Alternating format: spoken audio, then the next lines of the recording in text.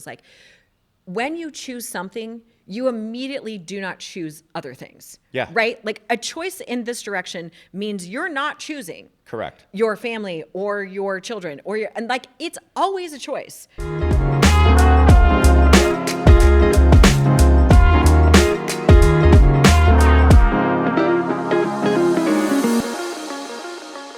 Welcome to this week's episode of Teaching Keating. Hello.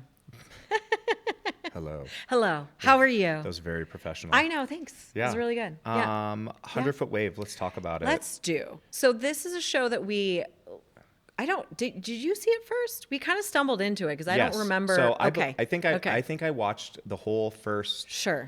Like years ago. I watched the whole first season. Yeah, there's 3 seasons, or they're in the 3rd season right now. So it's so the 3rd season is relatively happening new, right but now. not super new. New one comes out every Thursday. Okay. We stumbled Great. upon it. We did. Here's the great thing about having a terrible memory is I get to watch things over and over as though I'm seeing them for the first time. Yeah, Because we went back and watched the first season.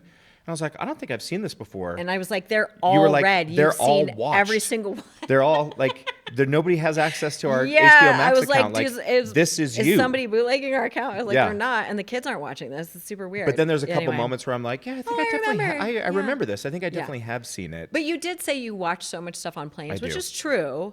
I watch, and if I don't want to watch something, I'll be like, go ahead and watch it. Or if something I've already watched, I don't know. It's a whole dance. But this is something that we had not watched together. Correct. And it was a documentary. It's a docuseries. So I was like, I really like this. I'm really interested about this. And I really like Laird Hamilton, which I've talked about on previous podcasts. Who is, yes.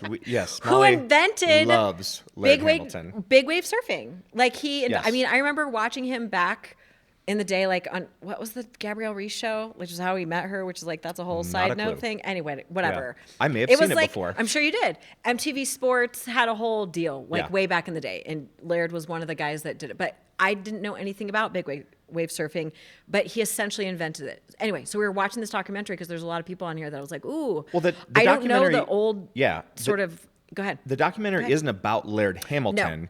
It follows this guy, Garrett McNamara, who in his quest to surf a 100-foot wave, which has never been done before. Sure. Yeah. And what happens is he goes to Nazaré off the coast of Portugal. He basically discovers this place in Portugal, Nazaré, where the way that the ocean is, I don't know, there's a giant crevice, and the way that the waves come up are always huge in the wintertime. And so somebody wrote Garrett McNamara because they knew he was a big wave surfer and was like, hey, you need to come check out these waves. And he did. And they're like 70, 80, 90 huge feet. They're enormous. Wait till you see, like the visual, you can't conceive of like a 70-foot wave or a 60-foot wave. They're so huge. It's terrifying. But it's terrifying to even watch them come in the ocean, let alone like people in them. Anyway, yes. All that to say, like Molly and I are watching this docuseries. Yes. And it's very riveting, captivating television. So I'm having all the feels as I'm watching it because I feel exactly when I'm watching this docuseries as I do about documentaries about like people who climb Mount Everest, which I consume voraciously because I don't. I'm super fascinated by it, but I don't understand the mentality of like, hey, I want so badly to do this thing that if I do it enough times is definitely going to kill me. Right. Well, and it's different than like watching like Last Dance, which we talked about earlier, the compulsion of like sport and that sort of thing. It's different because I mean, you're going to hurt your body over time. I don't get compulsion in the face of death. Sure. That's what I'm saying. Like you get the Jordan compulsion, whatever, winning all the time. You get Tiger Woods, all of that. You don't get the danger of like watching Alex Honnold, climb El Capitan or the danger of like, these guys are going into danger all the time. I don't get the danger of it, and I especially don't get the like. Is tough. I don't get the danger in the notion of like I'll also sacrifice my family at the altar of this goal. Yeah, so that's the part that we were both kind of like, ooh, which is I like this guy, but do I? I don't really know. Sure, go ahead. Which is really at the root of our conversation today, which is to say like, hey, at what point is ambition a really helpful thing for kids to see in adults? And at what point does it become like, oh, like you're almost neglecting your kids because that the family and the children are being sacrificed to whatever the will is of the adult Thank or you. the family member. Much better said than I said it. No, it's something that we've talked about in the past because I think all parents struggle with it. I think people struggle with it in general. Like, you don't want to be the parents who change the entirety of your life for your children, and like they become the center of everything and the vortex of everything, and your whole life revolves around them. George Carlin called this child worship. Yes. Which it became, and it exists a lot right now, where it's like, I think it's generational. Where people have decided, like, I'm going to set every will, need, desire, and ambition that I have for myself, for my marriage, or what is going on in my adult life. Right. And I'm going to lay that at the altar of whatever the needs, desires, and compulsions of my children are, which I think is super unhealthy. It's not healthy. It's extreme. Or this other extreme, which we're kind of seeing play out in this docuseries, which is like, ooh, this guy, his compulsion to big wave surf, and it's different, right? Like, you get the practice, you've done it your whole life, and then you get all the dopamine hits, and then the fear resides, and then you get more dopamine, and it really does become like it's not even like an adrenaline junkie. It's like a full on addiction. It becomes an addiction. Yeah. And you see it play out. And then you see, part of it was like, oh, I don't love, I get that not everybody parents like us, and that's fine. But like, his first marriage and the children that were there, and then that kind of imploded because he needed to surf more. I don't know. There was just like a lot of pieces in this gentleman's sort of quest to surf big waves. And like, the entirety of his family and his whole world, like, he married someone younger who then became his manager, and then they have children, and it's all in this quest to serve his purpose in riding big waves. Well, he says in the show, he was like, my purpose in life is to ride big waves. Yeah. And there's nothing that resonates less with me ever in my whole life. I just don't understand. Sure. I'm not saying he's wrong. I'm saying I don't understand that at all. I don't think we understand the need to have something so, like, fulfill you so much that you will lay your life and your family at the altar of this singular thing. However, like, as you go through the documentary too, like, all these other guys and people who are surfing with him are sort of similarly minded, where it's just like, some of them have families, a lot of them don't. A lot of them are younger and like or are newly married, or just like getting into those zones. This gentleman's older and had success later on. His brother was actually more famous than he was a very famous surfer, and then kind of like had his career, and then was done at like 36. And then he's the older brother, and then started having more success like in his mid 30s later and into his 40s. And so maybe that is it, because he had success later on. I don't know. I'm feeling all the feels like watching this documentary, like, oh, I don't really love this. I don't love this parenting style. I don't love, and granted, his kids, the second family from the second marriage are younger, and they're littler, and they're just starting to have kids, although he's middle-aged. In fairness, those kids come with him everywhere. Their family's always together. And they're not in school, or the oldest one's school age yet. They're so like, it's homeschooled. Fine. It's fine to, I get it. Like, people move them around. And just giving credit to him, it's not like kids don't move. There's military families where you move a lot every year. There's people have to move for jobs, that sort of thing. This is his job, and so they move. So I understand that, in a sense, right? Like, I get it. That's not begrudging. I think it's at his constant quest to conquer the 100-foot, and he has surfed giant waves and continues to chase them. So here's my question. Where do you draw the line between giving kids your best and giving them what's left? Or giving them what's left because your own will trumps whatever is the will of your family. Yeah, that's what I'm saying. Okay. Like, on the one hand, like, if you're giving your kids your best, your all, and you're sacrificing everything that you love and enjoy as an adult, or you're giving them what's left, where it's like, hey, I'm going to pursue almost exclusively everything that I love as an adult, and whatever's left over of me, you can have. I just think, where do you draw a healthy boundary between that? I think when your needs start trumping the needs of your kids, when they're, I would say, like, school age, middle school age, right? Because when they're little, their needs are not simplistic, but simpler, right? Like, they need to be fed and clean and make sure their emotional needs, and like behaviors are pretty simple. They need to be able to assimilate within the world and be socialized and all the things around it. But like you can do that in a familial unit. Like it doesn't need to be like strictly school. I do think when they start developing their identity, so I'll just say like, when the hormones come, middle school, high school, like you do need to die to yourself and they do need to sort of be put at the forefront because their life is starting to take shape and they are having to figure out where their gifts and talents are, and they need to start sort of chasing those on their own. So you think this is a timing thing? I think it's a developmental thing. Okay.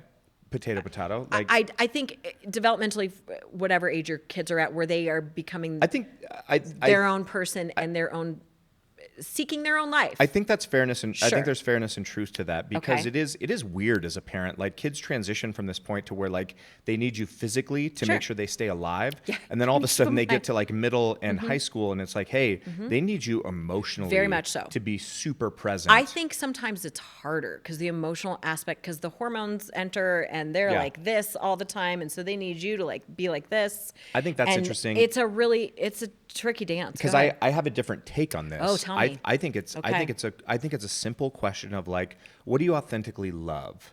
If love is like the commitment of my will to your needs and best interests, regardless of the cost, then I think you have to look at every scenario and be like, okay, what do I love here?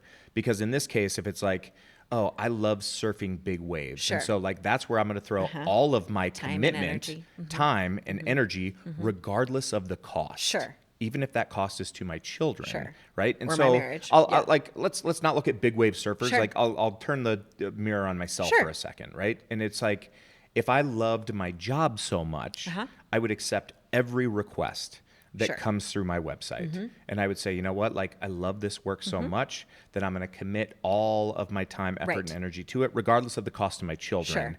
And there's no way in hell I'm doing that. Like, I just think but at the same time, there are things that I miss. Right. Well, and it has to be a prioritization, and I think there's a maturity that comes along with it. But really what I think, and the question that I'm always asking when I'm watching the show, but also, because his brother was on there, and his brother literally said, like, I had a full surfing career, and then I decided to be done because I chose my family and I chose my wife, and like that needed to be the priority. That was an interesting juxtaposition. It was, and they put him on there. Two brothers, same family, same upbringing, same career choice. Same trajectory in terms of their success, and one of them bailed and said, like, no. He didn't bail. He just had a good career, and he said, he was like, it's enough. He's like, my kids are older. That's enough for me. Like, I'm going to go focus on them. And then you've got this other brother who says, like, I've got older, and you know what? Like, I've got all these kids, and I'm still chasing this thing. And it's interesting. Like, at first I was really angry because I was like, I do not get these guys' choices. I'm very confused about it. And then they go into his family life a little bit, and there's a lot going on. There's a lot to unpack there.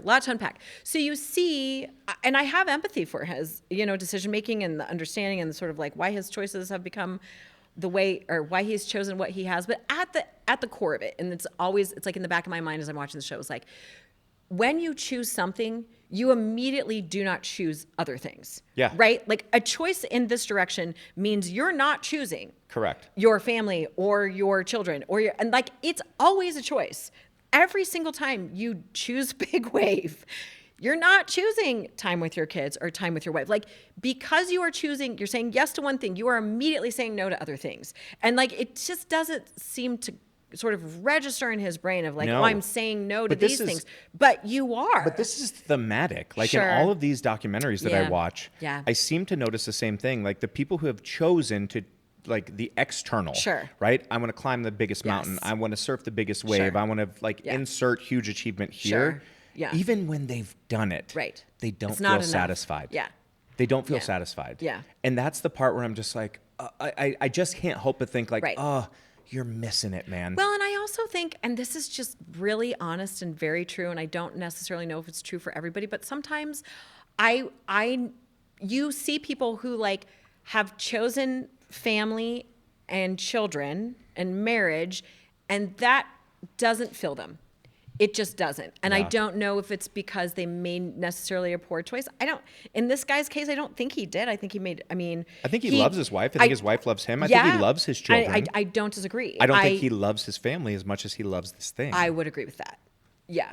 And I think that I don't know. And so part of me feels very sad for him, which is like, And maybe it's his choice, or maybe he just has found the one thing that's going to be his singular love, and his wife is okay with that it's not her, or that it's not going to be her because he doesn't have the capacity to give that. I do think it's more nuanced and definitely deeper than like, you're just not choosing your wife or your kids. I think it is deep in him, like a compulsion, dopamine, like something in his brain, like he just doesn't have the capacity to not choose chasing this thing all the time, whatever that is. And I think his family understands that. You said, but it's you interesting said a second to me. ago, like the minute you choose one thing, you're making a conscious choice not to choose another thing. Here's my next question. Okay.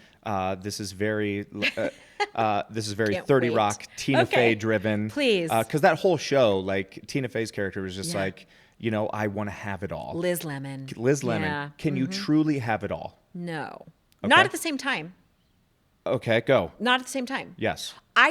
You only ever have 100% to give at any given time. So like, I can't be an exceptional mother of young children and work full time. I can be a mother of young children with help, like whether it's family help or a nanny or whatever. And I can be a good mom. But like, there's things that I'm gonna miss, and I can be a good employee. I can't be exceptional at either one of those. Not at the same time. I can be a really good, focused, present mom of young children. And I'm saying young children because this is just how I felt as a young mom when I was working full time and having children. Yes. And I can be really good and singularly focused on those things because they take a lot of time and energy at that time. And then I can be better and get better and ultimately transition to being a really good, exceptional employee when I feel like my kids are intact and they're on their path and they're doing their thing and in a healthy way. I cannot do both of those things well at any given time. I don't think any human being can, unless you have so much help that you're not doing both those things by yourself all the time. I'm not saying by myself. I'm saying both of us parenting I get it. without help, you know, or as a single parent or as a full-time, you know, it's difficult. And I think you have to realize that you only have so much to give as a human being to other human beings, to your profession, that's been my experience. I'm sure people would disagree with that, but and I'm talking about doing it well. I'm talking about being a present mom, entrenched in whatever the kids are doing or whatever, present parent, right? A truly present parent. Yeah. I think you can do those things and be everywhere but nowhere. You know, I felt that a lot more often than not. I struggled with that a lot. Go ahead. There's almost something that gives me comfort in that.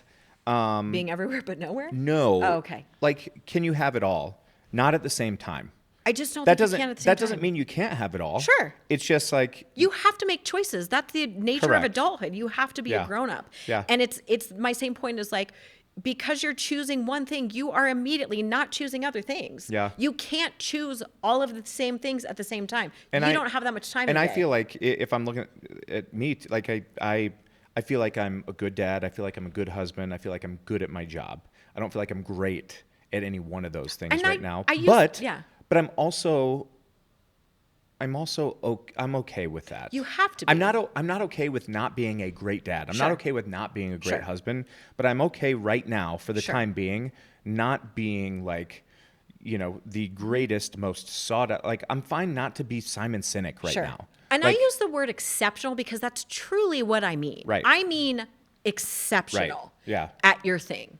Right? Like, I mean, tip top, but giving it your all. But for me to be exceptional at my work thing, I would have to transition to like, okay, I'm going to be exceptional at this work thing, and then I'm going to be mediocre to poor at the marriage and parenting thing. Yes. And I'm not. That's a choice for me. I'm not willing to do that. And that's I think that's the struggle that like we're saying, like when we're watching this documentary, it's like, oh, you were actively choosing. Yeah. You know, and I don't think he has the awareness of like, oh, I'm not a super present dad, or when I'm home, I'm really present, but when I'm not home, you know, and this is his career. So like, this is their moneymaker. They're all involved.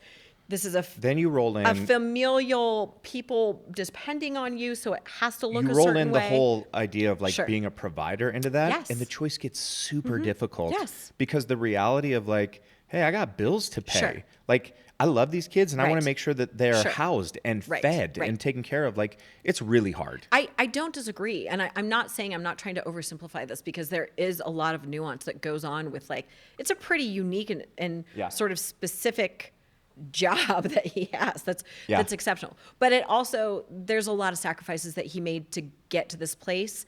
And I think when you're sacrificing other people, you know, in that and choosing that for them, that's tricky. Even if they say that they're fine with it, even if they say, you know, like maybe they're fine with it now because they don't know that they have a choice in it. And then like, you know, I'll be interested to see how his, you know, his older children are currently, or how his kids are as they age and get older. You know, like they're either going to be in the family business or they're going to reject it completely and be like, this, I wasn't given a choice. Give me something I'm totally interested different. in seeing what happens when those kids get older. Yeah. I'm interested in seeing what happens when our kids get older. Totally, nothing's perfect. Let's, you know what? Let's see how we're doing. Let's play around a he said, she said. Oh, okay. Shall we? Oh, we shall. Okay, let's do it. Here we go.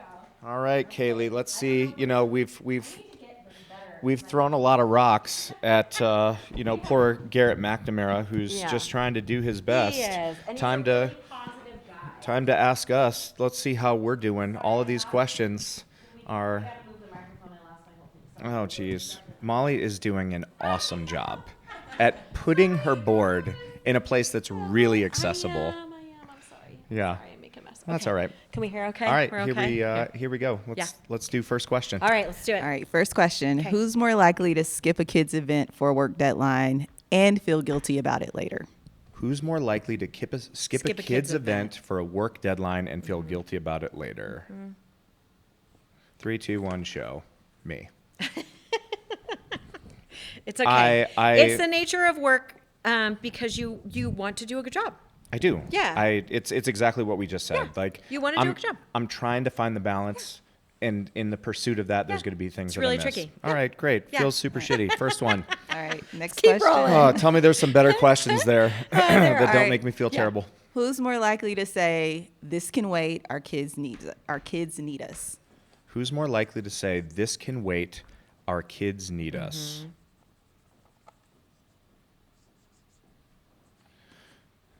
3, 2, 1. Did you write these questions? I didn't, but it's funny. It's like I almost didn't put myself in. I was like, what am I talking about? Of course it's me. You know, I feel... I do. I literally thought like, oh, this is gonna hurt his feelings, but I really need to say what's true. Here it is. Okay. I do feel guilt about this because like you talked about this like at some point like adults have to die to self. Yeah.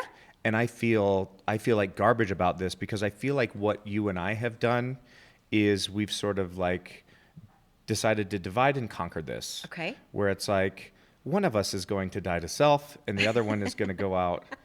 But here's the thing. I'll trade. I know I'll gladly trade. Here's the thing. I would Yes. I would crush it at being a stay-at-home You dad. would. And And I would love it. And I think I've I done would it crush before. it out on the road. Yeah, I agree. I think I would really be great because we both started on the same know. trajectory, which is how I met. The interesting part is too, I know that, and so do you. So there's no back and forth. It's just like the nature of our life. So we're both actively choosing it together. Yes. In the roles that we've been given. And I do think we would both switch at any given time, but that's just not the reality. And so we're just working with what we have. I think yes. I do Keep going. think it's important that like if you are going to divide and conquer Sure. like that, that your spouse knows like, hey, the minute you're ready to sort of like flip this, like I got you. And we talk about that all the time. Like if roles were reversed, we would be doing the same thing. Yeah. It is what it is. And we have had roles reversed in the past. You have been at home when Yeah. we were really early, Yes. early I in stayed our at home marriage. with Everett. Yep. Yeah. I had the baby, went right back to work. It rocked. It rocked my ass off. Not for me. I know. I had a real hard time, but I it was the loved nature it. of what we needed, Yeah. and we had to do it at the moment. I mean, everybody Yeah. makes sacrifices. So, Okay. all right, let's go. Team. These are good ones. Team. Yeah. All right, who brings up career goals more often during date night? Who brings gosh. up career goals more often during date night? Who brings up career goals all the time in any given sit down where we have 30 seconds or more? Me again. We were talking about it last night. We're literally This watching sucks. TV, and he's like, "Hey, what do you think And of I'm this?" throwing book titles back and forth. And I'm like, "Hey," he was like, "You're watching your TV. Can you just like answer me for like?" Can you just pay? You literally said the words. Can you pay attention to this right now? I know. I really need your feedback. I know. It's so annoying. What, it was good. It was good. What do you wish? What do you wish I brought up and talked about more in lieu of that? Like, I need help with this. I need because you're right. I do. It's like because when the, I just know that's when where the your kids are brain awake is. and they're with us, like I want to be present and locked very into their ambitious. stuff. And then what happens is like they go to bed or they go to do their thing, and then it's like my brain switches to like, okay, You're in there and I need all to the do a time. better Just job spin. at not just my stuff but our stuff. It's okay. I don't know if I have one, to be honest with you, because I know even then if I'm going to keep talking about that's work. what I said. I was going to say, even if I threw one at you, I don't know that you could have it because you would be like, oh, sure, I care about would this really for like, try. You would try. You would try so hard to care about it for like 5 minutes, and then it would go right back to the center of like, oh, but it's got me thinking about X, Y, and Z, and this book, and this thing, and this keynote, and blah, yeah, whatever. Okay. It's okay. It is who you are. I like it. All right, guys. I am losing. No, it's round. not a competition. It's not a competition. It's not a competition. Right. It's always a competition, Kaylee. Okay. Who's more likely to drop everything for a family emergency? Ooh, more likely to drop everything for a family emergency. Okay. 3, 2, 1. Yeah. Okay. All right. Thank God. See, it's not a competition, Thank but God. that's true. You're really good. I'll tell you this. Yeah. This is where I will toot my own horn. Toot away. I'm real good in a high pressure emergency situation with our family. Yeah, like you're great. if one of the kids is hurt, Sure. like Ever broke his collarbone? You ramped it right up. I'm the You're like, one. we got to go to the ER. Let's take his pads off. Here we go. This Yeah. is It's good. this is the one place Not one, but you where do really I excel. shine. You do really shine. Because if shit gets real and like danger is like you're right on it. this is where I lock in. You do. This even Well with done. myself. Yeah. I've driven You tell the story. I have driven Multiple myself times. to the ER Yeah. 3 times. Yeah. Yes, because Yeah, I these was I was choking on a steak. Yeah. It was one of those where it's like You don't need to tell the whole story because let's not take bird walks. yeah. I mean, we anyway, really do this. like you did I choke. get a piece of steak. It's lodged right here. Drove And it's just yourself. like it will not move, and Yeah. I know like the minute this moves down just like a little bit further, like I'm gonna start choking to death. It was terrifying. I was like, And the oh my kids were God. really little. Molly, like, and I was like, it's okay. I'm gonna drive myself to the emergency room. You did. And then because I'm such a cheap ass, I drove myself to the emergency room. I walked up to the front desk and I said, "Hey, I'm actively Don't admit me I'm yet." actively choking right now. I have a piece of steak right here. Don't But admit I me can yet." talk. Because I was like, the minute you admit me, you're gonna charge me for this. And so I said, I'm just going to go in this bathroom and see if I can Very work it out. safe. There's a cord on the wall. If I pull it, it means I'm not breathing. I'm dying. Yes. Yeah. And the lady behind the counter was like, okay. I'm pretty sure she still talks about it. I'm sure it was pretty. But nuts. I went in there Yeah. and for about 45 minutes, like got I worked it. and I got it out. Yeah. Also, you also put an EpiPen through your thumb at Yeah, one I point did where that. needed to go to the ER. That was yeah. pretty hairy. Yeah, I don't did remember that. the third time, but and then sure. the other time was when I sliced my finger really bad. You did that too. Yeah. Drove myself to the ER. You know why? Dynamite in a dangerous situation. Really good. All Know right. your strengths, everyone. Know your Yes. strengths. Oh, All right. sorry, more I needed to questions. win. Yeah. Yeah. Next question. Oh, I love that so much. Which one of you worries more about setting the right example for the kids? 3, 2, 1. Oh, really? Really? Worries more was the key part of that sentence. You don't really worry a lot. No, because I think we're doing great. Yes. Just ask us. Yes. It's me. Yeah. Okay. It's me. I think you just missed on that one. All I do is worry. I'm really bad at it. I'm trying to get better at it. I mean, it's a problem. That's true. You are the worrier. You don't wake up in the middle of the night like I do and like spin out of I control. sleep soundly. I I lay my Snoring head on away. that pillow and I'm just like, Our kids are great. Another job well done. Everything is awesome. We're crushing it. Oh, okay. And I'm like 2:00 in the morning, like, what do we need to do here? You're What do right. we need You're to the do here? worrier. What do we need to do here? You're the worrier. Yeah. Maybe So I should sorry. worry. Maybe I Okay. should worry more because It's based on okay. those first answers, it's like, hey, Yeah. you are not Yeah, crushing it. it's all good. It's Okay. all good. Keep going, Kaylee. We're right. crushing this. If your kids were asked who's always around, whose name would they say first? Oh, that's a really good question. I think okay. Write it down. Okay. Okay. Go ahead. Yeah, me. Because I am always around. Here's the thing, though. I can't believe you hesitated about this Here's the thing. Like, you're very present when you're home, though. Yeah. Like, at sporting events, like, you don't miss. Like, you're always there. Like, you take carpool when you're home. You're back. You know, like, you're very present. I literally think they don't want this. I just am the one who's always around. Like, I think if you had to choose right now, like, two teenagers, like, oh, my mom is always there. That's true. Yeah. I am, but I don't think it would be preferred. I just am. So there's that caveat. I think they would like you. They just get me. Sure. But I think the only reason that they would like me is because, like, they get me all slightly the time. more of a novelty because they get you all the time. Yeah, they're a little tired. Yeah. Little Charlie Brown wah with me. Yeah. Okay. All right. Last question. Great. Who's better at saying no to an opportunity if it might cost too much family time? Ooh. Who's better at saying no to an opportunity if it might cost too much family time? Yeah. This is a hard one, but okay.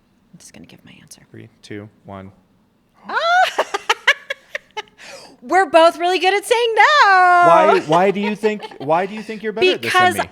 Because so you love family time?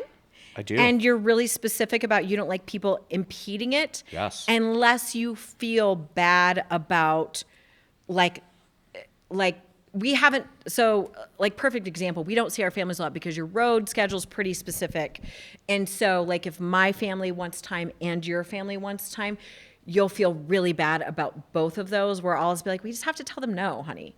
And I think you have a harder time with that, where I have less of a hard time with that. Like if we haven't gotten the 4 of us time, and we haven't had any shared dinner, shared worship, shared fun, shared anything, and both of our families are asking for time, or like we have people that are really important in our life who are asking for our time, you'll feel more guilty about that and have a harder time saying no, where I'll be like, no, just tell them no. Just tell them no. I will tell them no. I don't have a problem being the bad guy like that, where I feel like you do. That's how I was fair. answering. Okay.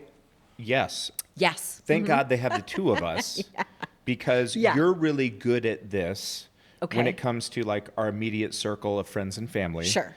I'm good at this when it comes to work. Like I say no to so much work. You do. I say no to so much work because it's like, nope, I will not lay, like, I love my work. I will not lay my family at the altar of this job. And in fairness, you've gotten better at that, because I would say when the kids were younger, you've really grown in that, but also our kids have grown. And so just like the fact that, one is in high school now, and we really are on like a time crunch in terms of like the exact amount of time that you spend with 3 him. years, yep. Yes. I mean, yeah. And so you are just like, so that has really ramped up only because you've had to be more specific because our time frame is smaller now. Yeah.